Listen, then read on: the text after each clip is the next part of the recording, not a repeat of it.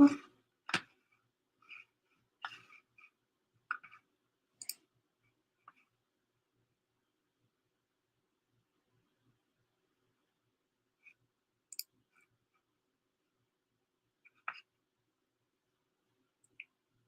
right, so this FOJ6, JJ Redick, Catherine Austin Fitz on central bank digital currencies.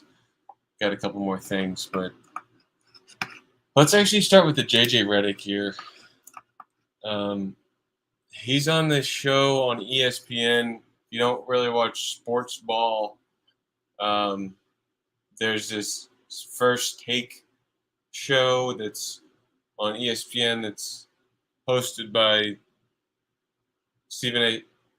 I'm not exactly sure how it's hosted now, but I believe Stephen A. Smith hosts it with, I don't know if JJ Redick and Kendrick Perkins are guest hosts or if they're on full time, but anyways, a pretty interesting interaction here on First Take.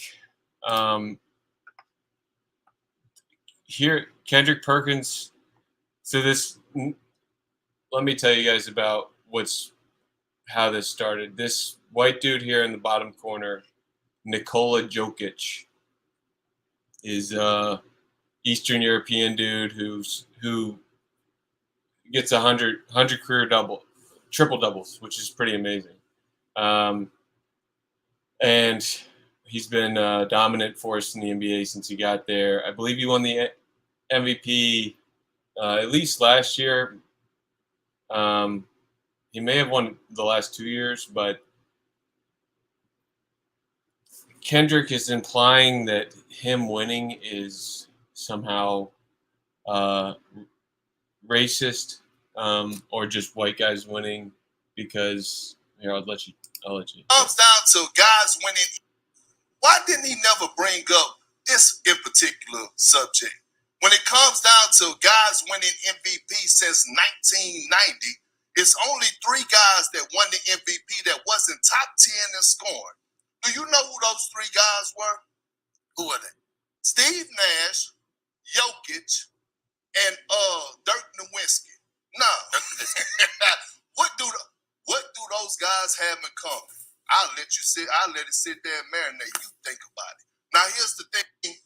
Why didn't he never bring up? So in the last 33 years, 3 white guys have won the MVP. That's racist.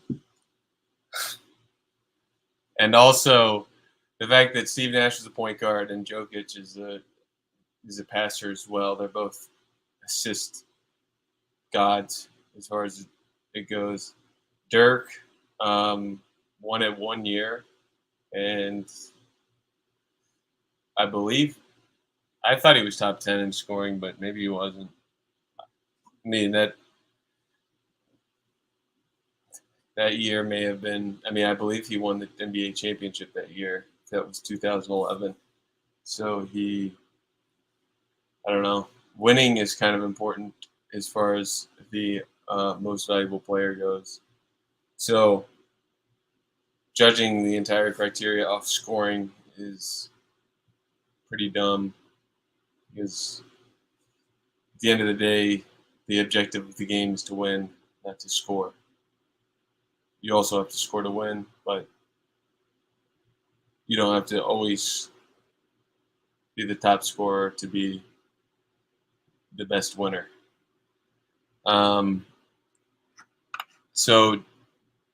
But since 3 guys won in 33 years, it's racist.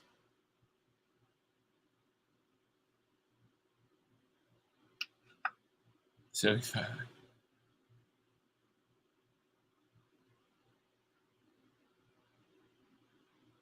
Dirk had 25, 9, and 3.5. Pretty great. 26, 11, 8, 27, 13, or almost 14, and 8, 24, 12, and 10. Averaging a triple-double.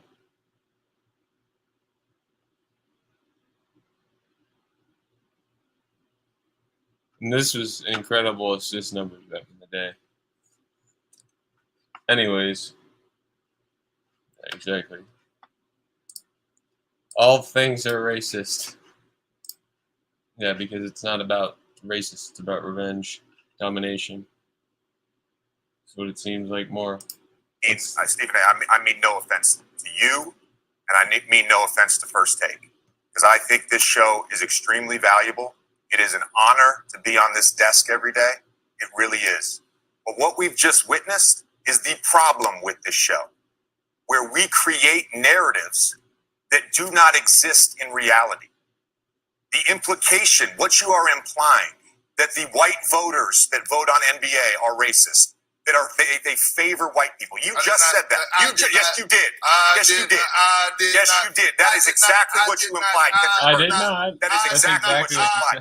Secondly, hold on. I stated the facts. I stated the facts. Angry. And you're not about to sit up. We all know what you implied the other day. We all know what you implied just now. I just heard the N-word. It's the facts. It's the facts. It's the facts. Forget that. Jay, I appreciate you, brother. Real talk. I appreciate you. Molly, let me say this. First of all, JJ, I appreciate you, brother. Real talk. I appreciate you for challenging me on this whole conversation, because guess what? It's an uncomfortable conversation, but it was something that needed to be had. Because for the simple fact is this. This is how a lot of former African-American players have been feeling for decades now. So yes, it was brought up, and yes, we went at it, but it was a conversation that we had. Someone had to address the elephant in the room, and that was a conversation that needed to be had. But I appreciate you, brother. I'm good, long as you good. You know, I respect your experience. I respect every former player's experience. I can't speak on that. I understand what you're saying. We're always good. You know that. We're always good. And that's what this show's all about.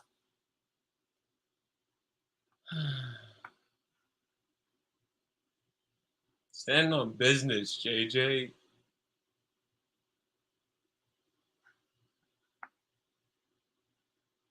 West Brick, Stat Pat. Yep.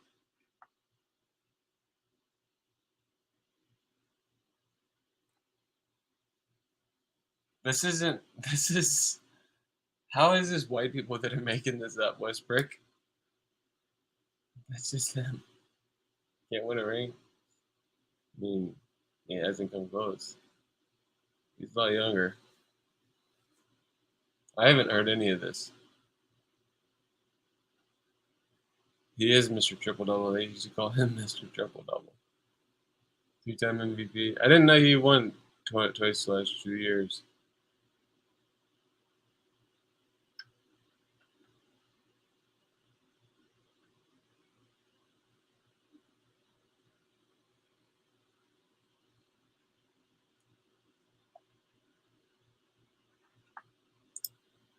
$30 out of the last 33 NBA MVPs have been non-white, and that's racist. Because 33 out of 33 haven't been non-white. Until it's that, it's racist. And even then, it'll be racist. It's never enough.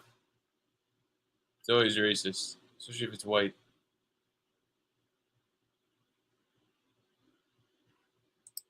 FAUX Sports 1 instead of the mothership ESPN. Is that Seth Green? We don't have those Did kinds he of lose all that hair? controversies at FS1. Okay, this is exactly why I work for. That's a lot of hair.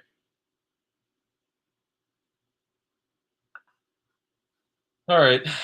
So, JJ, stand on business. We appreciate that. Stephen, Quite a few times. But that's the end of sports ball coverage. Monday. We're about to show you surveillance. But rare that ESPN has allowed. I mean, I haven't seen that type of stand on business like that from a white dude. Just not being intimidated into agreeing. I mean, he was at the end, it looked like, but at least he stood on some business there at the beginning and just said, like, you know, it's just absurd. It's racist. That what Perk is saying has been racist. And so JJ should have taken it a step further and said, no, Perk, you're actually the racist here. Like, you should have called it on that because he's really racist for that. Saying, you know, if it's not 33 out of 33 of the last MVPs aren't, you know, that Steve won it twice in a row. Jokic won it twice. So it's 28 out of the last 33 MVPs. Not 30 out of the last 30. But still. All but 5. And that's too many. Is a ridiculous notion. All but 5 and 3 guys, really. And that's racist. So this J6 stuff, probably far enough in that I don't want to get dinged, but I won't try and name anything. J6 stuff. Tucker came out with a big J6 report after they've gotten like 41 to 44,000 hours of video, and Tucker reviewed some of this on the United States Capitol. If you remember the shaman, the Q shaman dude who's wearing the horned, the horned, I don't know, hat, toboggan, I don't know what you call it, and had the flag and the chest. I believe he had like some chest or face paint going, but it's just, I mean, mostly funny, and he got led around basically. Not only didn't get stopped, but was led around by the Capitol Police. I shouldn't say the Schmapital police. I could say police probably. And I won't get dinged. But the Schmapital police basically tour guided this guy around the Capitol, and his defense was that he got sentenced to 4 years in prison, which is absurd, miscarriage of justice when you have, all these, criminals since COVID getting out for a lot of times violent crimes. And, kind of, we've seen, I mean, it's controlled in that it's being engineered to happen. So it's absurd silencing of dissent of the uniparty, like Tucker will say here, and it's a inversion of what the justice system is supposed to be. It's a joke now. The images you'll see were recorded 26 months ago today, on January 6, 2021. Until now, politicians have kept this tape hidden from the public. There is no legitimate justification for that, and there never has been. On January 6, 2 years ago, thousands of protesters walked from a Trump rally on the ellipse outside the White House to the U.S. Capitol, where the certification of the presidential election was underway. The protesters were angry. They believed that the election they had just voted in had been unfairly conducted. They were right. In retrospect, it is clear the 2020 election was a grave betrayal of American democracy. Given the facts that have since emerged about that election, no honest person can deny it. Yet the beneficiaries of that election continue to lie about what is now obvious. The real crime, they will tell you again and again, is not what happened on Election Day 2020. The real crime is what happened 2 months later on January 6th, when Donald Trump led an insurrection against the duly elected American government. To prove that claim and to divert attention from the details of the presidential election itself, Democrats in Congress impaneled what they called the House Select Committee on the January 6th attack. The point of that committee was to prevent Donald Trump from running for president again. I'm going to stop this before I get dinged.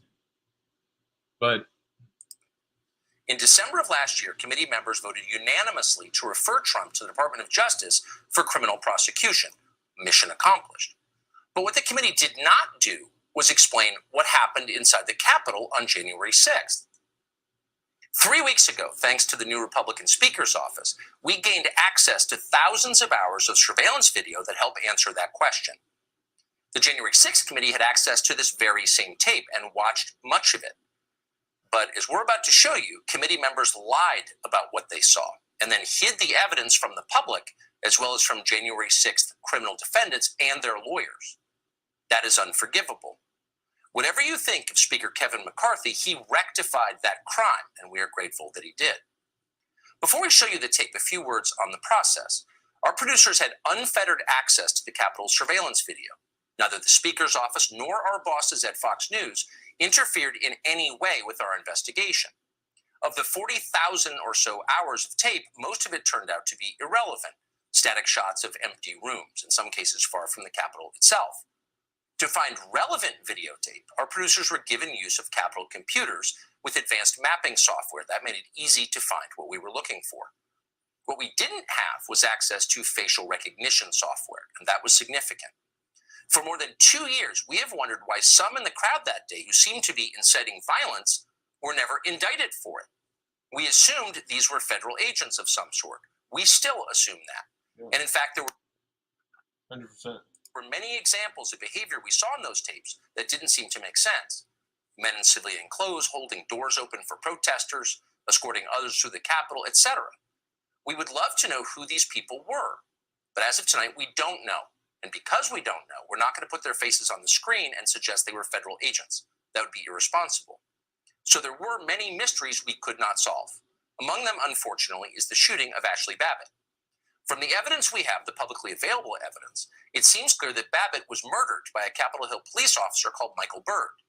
Ashley Babbitt was unarmed. She was shorter in stature than average. She posed no conceivable threat to anyone. But beyond that, we can only speculate about what happened. There were no security cameras near the Speaker's lobby where Ashley Babbitt was killed. And one more thing.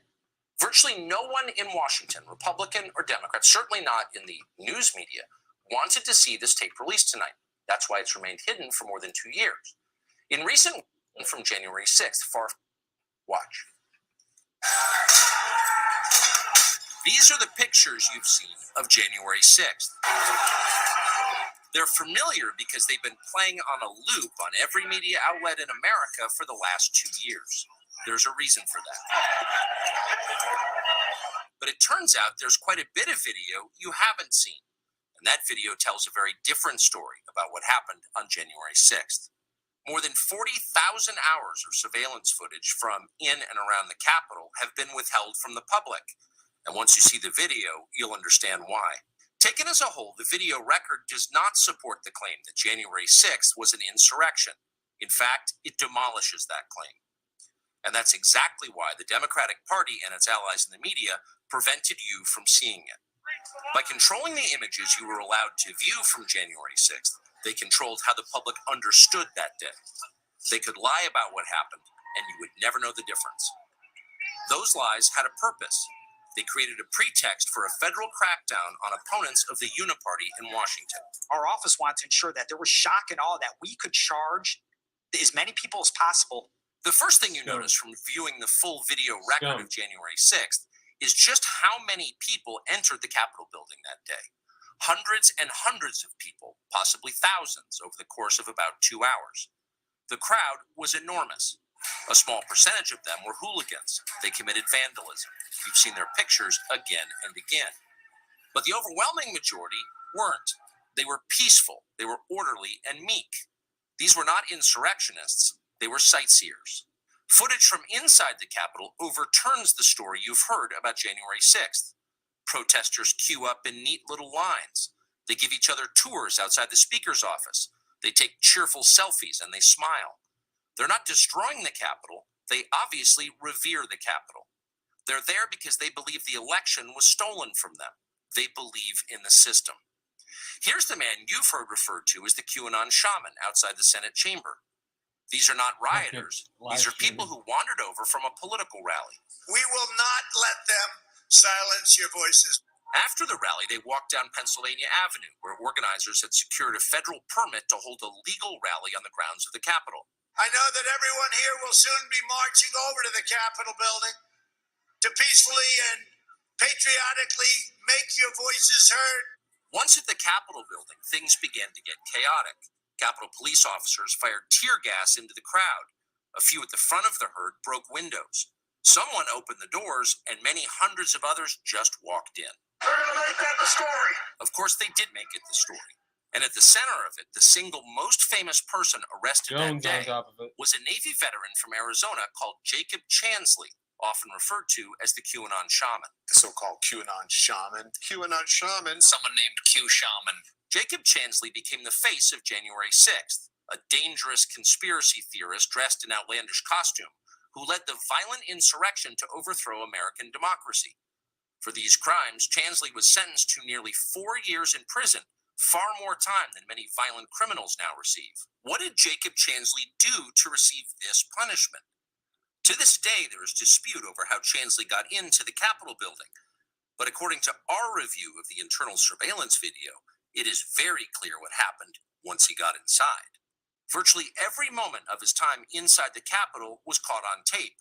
The tapes show that Capitol Police never stopped Jacob Chansley. They helped him. They acted as his tour guides. Here's video of Chansley in the Senate chamber. Capitol Police officers take him to multiple entrances and even try to open locked doors for him. We counted at least 9 officers who were within touching distance of unarmed Jacob Chansley. Not one of them even tried to slow him down. Chansley understood that Capitol Police were his allies.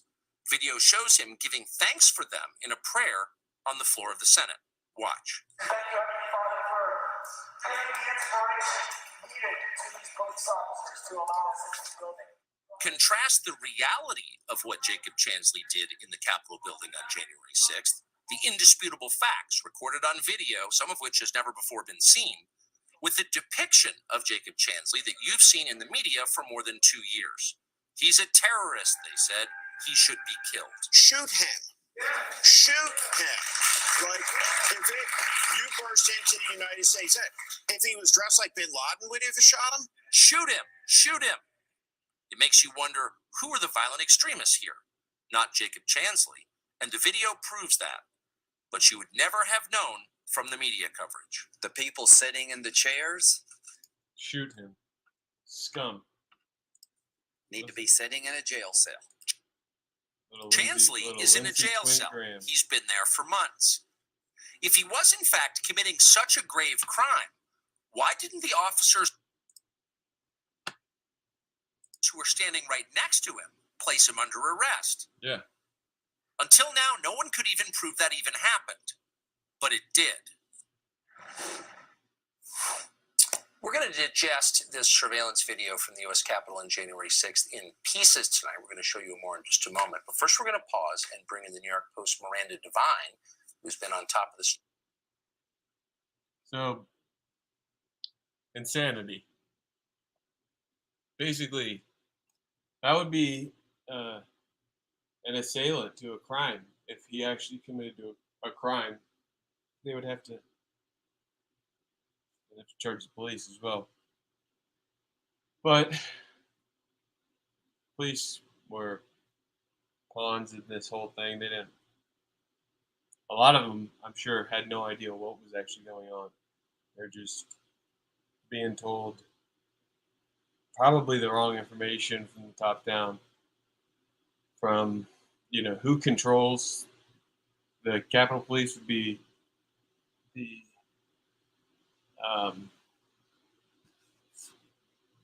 it would have been Nancy Pelosi at the time. And so she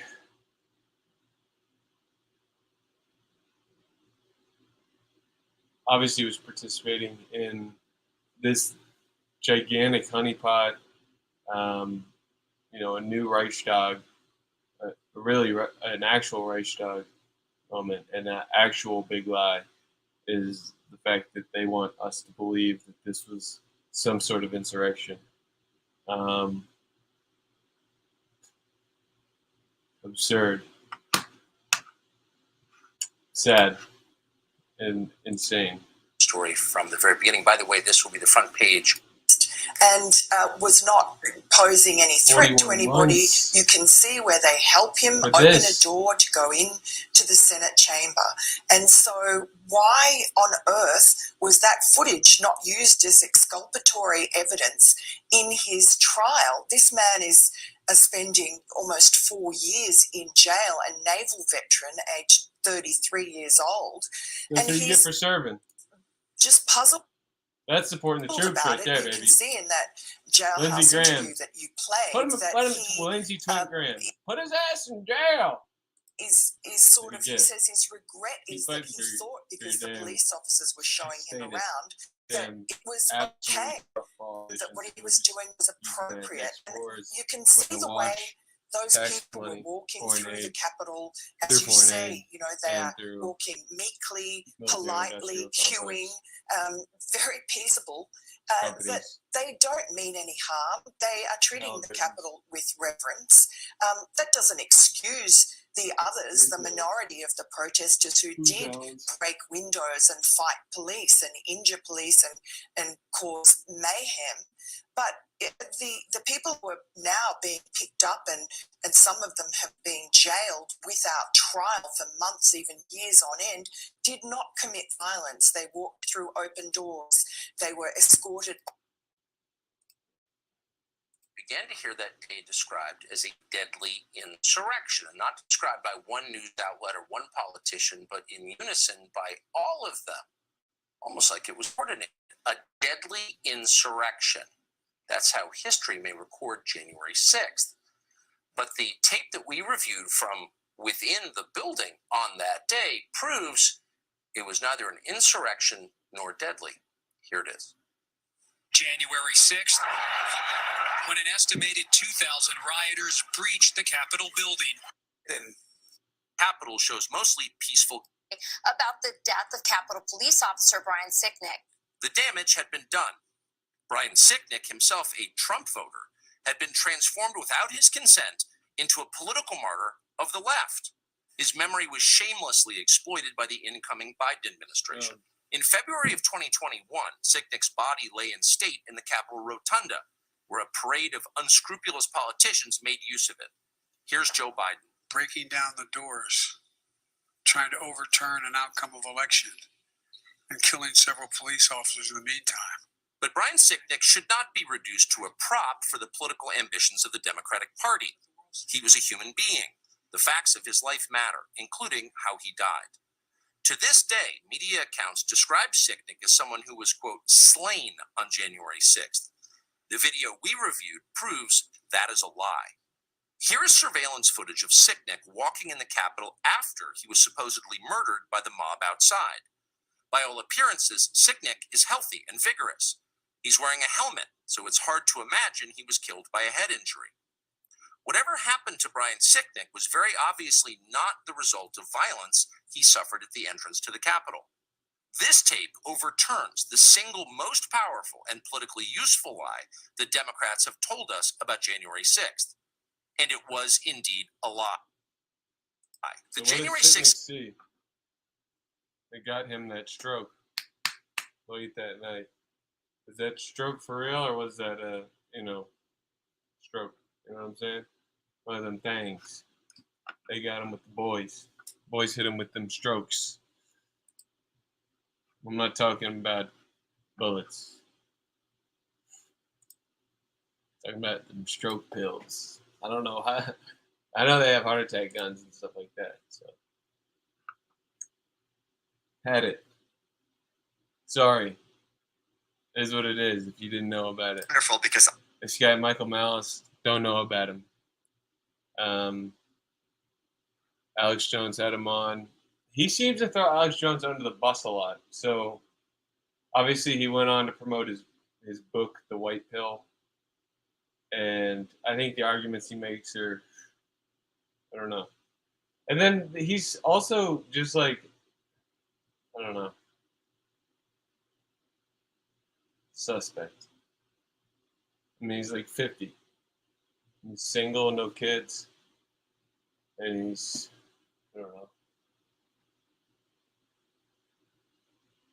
He's kind of like he's always shape-shifting, I feel like.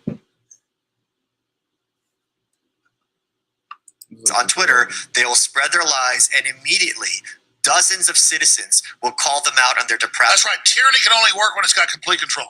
Yes, it has to. But it's called totalitarianism for a reason. It has to have total control. Here's the thing. If the worst thing you could say about America is that you go to school and you learn some stupid things that aren't true and everything else is fine, we could take that as a compromise. Right? The point is, they have to be in your music, in your supermarket, in your bedroom. They have to be everywhere. God, that sounds exhausting. I can't even run my own life, much less. What is it about totalitarians and these globalists? Throughout history, they want to run everything and control it. But that sounds hellish. But the other thing is, Alex, which is important, it's also expensive. You said it was exhausting. If I'm going to run every aspect of everyone's life, that costs me a lot in terms of emotional costs, people pushing back, financial costs, technological Whereas you could just lead them with a better system. But it's also the fact that this is why they're vulnerable. Because the more money and more effort it takes for me to maintain my system, the harder it is for me to sustain it. People have this idea that if we have this if China had this big empire over the world, as they certainly would want to do, that it would be easy for them. It's not. These giant empires are not structurally sound. Just like Hitler or just like the Japanese in World War II, they expanded because they were collapsing internally. You can tell he's repulsed every time Alex has something to say. And Alex does interrupt, but he just seems really not authentic. Something about him. Right, you have to. It's the kind of thing where it's like Wile E. Coyote runs off the cliff, and then when he looks down, he falls because he realizes gravity's there. You can't keep these things going on infinitely, because at a certain point, it's like Thatcher said, she's on the cover of the book. The problem with socialism is eventually you run out of other people's money. We got to go to break again. Longer segments coming up, but again, inflection point. So we're at a crossroads. I think we're at a major crossroads, and I do want to talk about Trump after the break because he said some things recently that I think I want to hear your thoughts on. We're entering a Mad Max knowledge, but he should be more prominent. And the other thing is, there was a woman, Eleanor Lipper, and others who were prisoners on the other side of the fence. They were there. And when she escaped, because she was a foreign national, wrote a book about it, legitimate targets for the Russians, right? At a certain point, if you're funding this war and you're funneling weapons, you have all this pressure on Zelensky or Ukrainians not to kind of reach some compromise. And I can understand the argument like, oh, you're not going to validate aggression. And Thatcher was very big on this with the Falklands when Argentina invaded. You can't negotiate with people who aggress. Point being, at what cost? And are you just going to fund the Ukrainians until they're completely destroyed? Are you planning on... Amazing moment to be alive right now. Well, absolutely. But again, like so much of what we are taught in popular consciousness and in school is just a very narrow sliver of history. And it's designed in many cases to demoralize Americans and to see them in a certain kind of path, to make them think that the rise of the state is inevitable and that progress means the growth of government and the loss of liberties. They've been singing this song for 100 years. And as long as I have breath in my body, they're not going to have their way. And hopefully everyone listening to this will agree with me on that regard. I do agree with him on that regard. We'll end it on that. I don't want to hate on him too much. And that was a good little snippet that he gave. This is some screenshot of pizza. I don't even know if this is real. Lafayette, is this Louisiana or Lafayette, Indiana? I don't know. But they order the, let's look up sliver pizza. Sliver or silver? Sliver.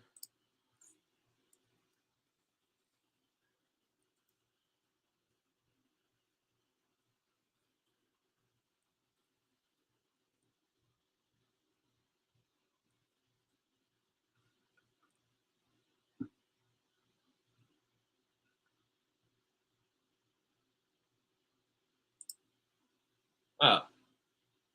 So it's in Berkeley, California. No fucking shit. Obviously, it's fucking all that. Order online. Let's see what they fucking think. Delivery. Let's look up. I don't want to look. Select that shit. Let me select. Berkeley. All right, so this sliver pizza looks like it's in Berkeley, California. So kind of takes away from the screenshot. But the pizza of the day was $28. They got a salad, which is $9. Those are both pretty expensive for fucking pizzas. Pizza and salad. Regulatory response fee, $220. This is all. No, I should have known. I thought this is in Indiana or Louisiana, but this is in California. But this is what they want out for everywhere. Regulatory response fee, $2.20. Delivery fee, $11. Expanded range fee, $1.49. Service fee, $5.55. Estimated tax, $3.24. Priority fee, $2.99. And the Dasher tip, $11. Good God. $75 for a pizza and salad to be delivered. Out of your goddamn mind.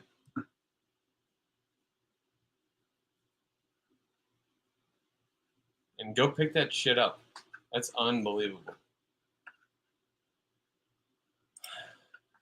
You know what? I don't use these food apps, these Grubhub bullshit.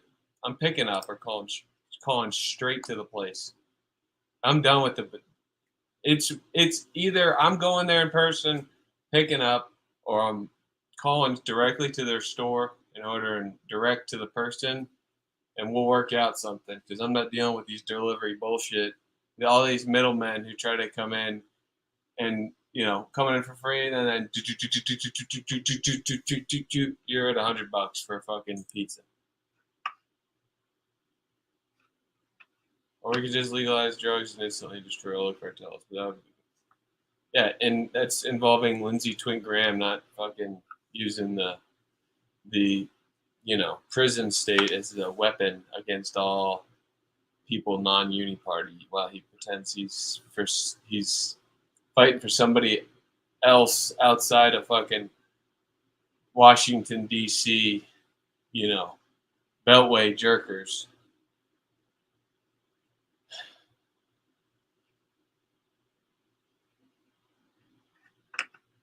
So, QAnon shaman.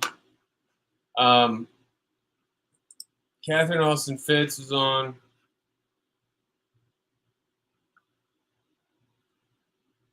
Catherine Austin Fitts explains, if you have bubbled an entire economy and now you are bringing out something like a CBDC that could shrink the bubble dramatically, and it can bring a lot of banks out of the game and out of business.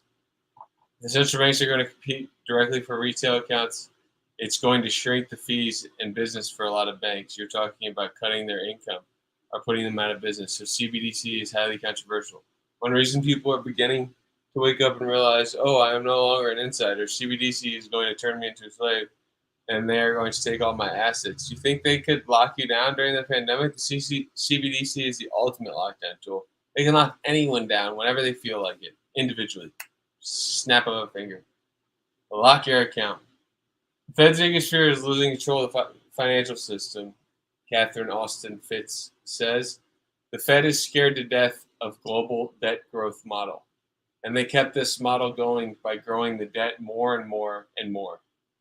Now the interest rates are accelerating in a way, it shrinks your productivity, so the pie that is supporting the debt is shrinking. This is a coup model just like in Ukraine. You push all the people out or you kill them. You have war conditions, so you pick everything up cheap. You can do this with government money to help Ukraine. No, it is government money to help the insiders, to buy Ukraine, control Ukraine, and own Ukraine. Facts. Shit, she's spitting.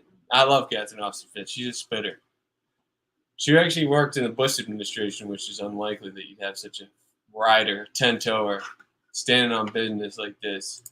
But she you know, that working with that, you know, president made her aware of some of this stuff. So, you know, it all works out in the end, I guess.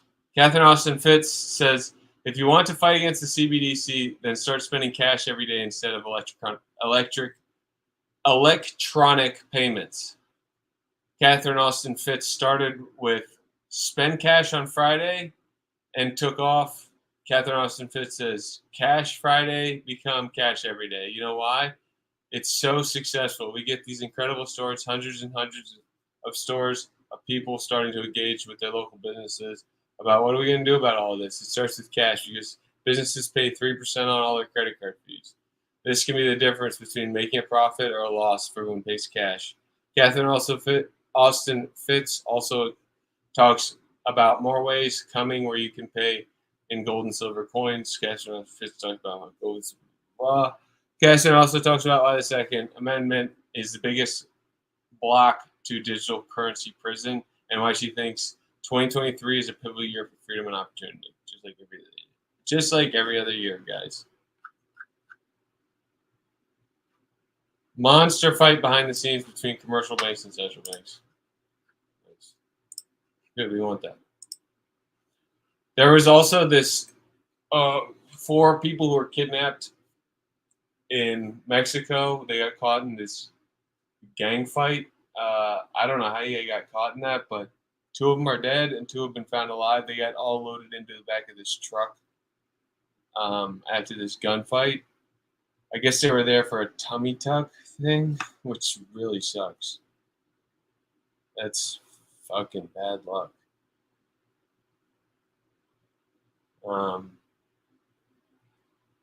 You feel for them. Sucks. Sorry, guys. It just says that 2 dead are Latavia Tay McGee had traveled down to Mexico on Wednesday for a tummy tuck procedure before she was kidnapped. Damn, she didn't even get it done. Shoot.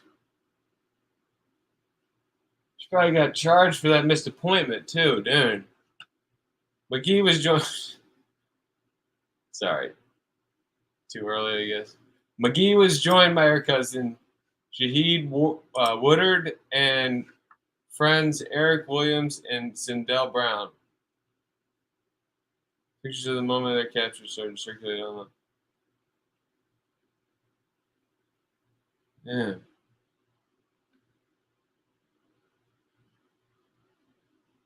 Yeah, they drove there?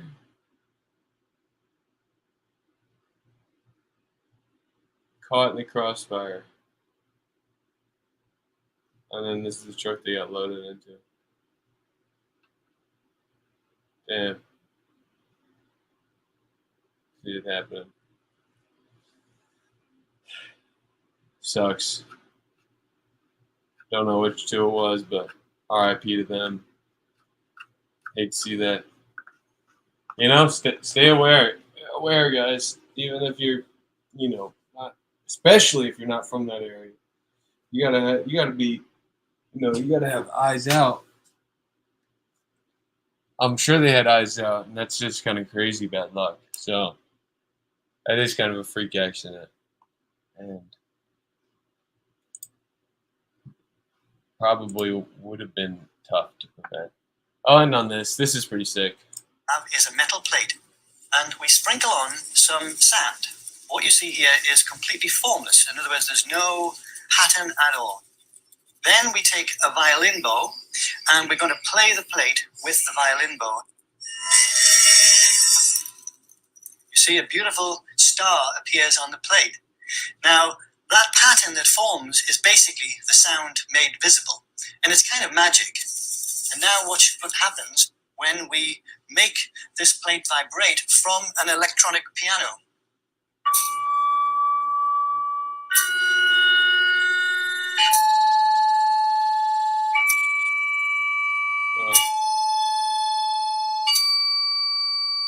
Isn't that neat? So all we have is a metal plate, and we sprinkle. Pretty cool. Anyways, that's it for today, guys. Hope you enjoyed. Drop a like, drop a daring comment, and freaking subscribe, unsubscribe, then resubscribe, please. Appreciate you guys. Love you guys. Check out the vlogs as well.